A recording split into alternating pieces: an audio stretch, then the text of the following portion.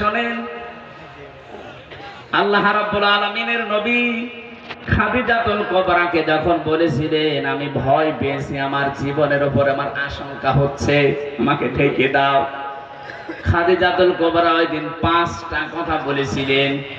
1 নম্বরে বলেছিলেন, ইয়া আবুল কাসেম, হে আমার স্বামী, আপনি ভয় পাবেন না।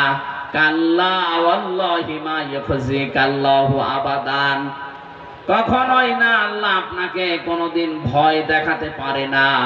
ইন্নাকা লা তাসিলুর রহিমা, কারণ আপনি রক্তের সম্পর্ক, আত্মীয়তার সম্পর্ক ঠিক রাখেন। এগুলো আপনি সম্পর্ক আবার জুড়ে দেন, আপনি নষ্ট করেন না আত্মীয়তার সম্পর্ক, আপনাকে আল্লাহ ভয় দেখাবে না। এই হাদিস দ্বারা বোঝা যায় যারা মানুষের সাথে সম্পর্ক নষ্ট করে তাদের ভেতরে অজানা একটা ভয় আল্লাহ তৈরি করে দেয়। কথা বলেন না কেন? এই যে আপনি পালিয়ে গেলেন, আপনি তো আত্মীয়তার সম্পর্কগুলো সব ছিন্ন করেছেন। অন্তত রংপুর বিভাগের মানুষেরা, এই বিভাগে যেহেতু আপনার শ্বশুর বাড়ি, এরা তো সব আপনার দেবর নাই শ্বশুর, এদেরকেও বলে গেলেন না? এই বিভাগের মানুষকে তো অন্তত বলে যাওয়ার দরকার ছিল যে আমার শ্বশুরের এলাকার লোক, এরা হয় আমার দেবর হবে না শ্বশুর হবে। এই দেবর শ্বশুর ভাসুর গুলো আজ আমার মনে হচ্ছে এতিম হয়ে গেছে। এদের সাথে রক্তের সম্পর্ক, এদের সাথে আত্মীয়তার সম্পর্ক, এদের সাথে আপনার রেহেমের সম্পর্ক, কারণ আপনার সন্তান ছেলে মেয়ে সব এই বিভাগ থেকেই তৈরি হওয়া। কথা বলেন না কেন? বাংলাদেশের আরো 7টা বিভাগে আপনি না বলতে পারতেন, রংপুরে বড় দরকার ছিল, কিছুই বলেননি। এই জন্যই ভয়ে পালিয়েছেন, কারণ রক্তের সম্পর্ক যারা ঠিক রাখে না, আত্মীয়তার সম্পর্ক যাদের ঠিক নেই, তাদের ভেতরে একটা অজানা ভয় আল্লাহ তৈরি করে দেয়।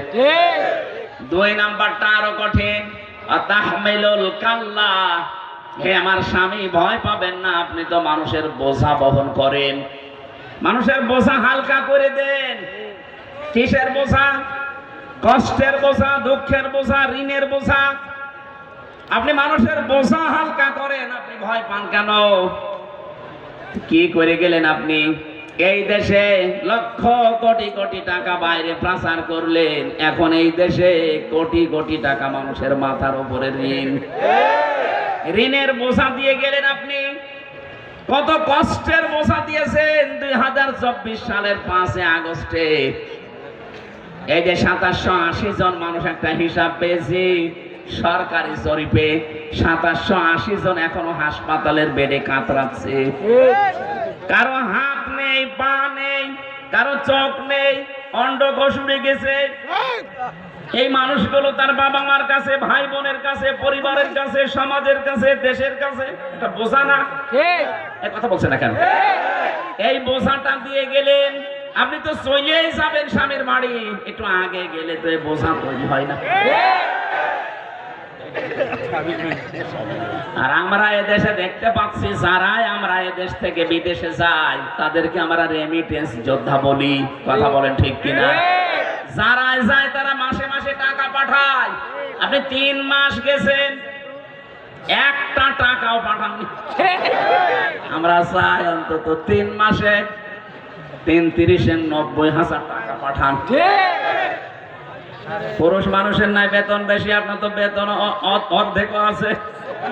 3 মাসে আমরা 90,000 টাকা চাই। যারা ঋণের বোঝা, কষ্টের বোঝা, দুঃখের বোঝা মানুষকে দিয়ে যায়, তাদেরকে অজানা ভয় আল্লাহ তৈরি করে দেয়। আরো বাকিগুলো তো বললাম না, এত কিছু যারা দিয়ে গেছেন, নবীজির উম্মতে শামিল হওয়া তাদের জন্য সম্ভব না। এই জন্য মিথ্যা কথা যারা ছড়িয়ে আজ বিশ্বের মোড়লদের মন পাওয়ার চেষ্টায় আছেন, এ মিথ্যা বন্ধ হওয়া লাগবে। কারণ নির্বাচনের মাধ্যমে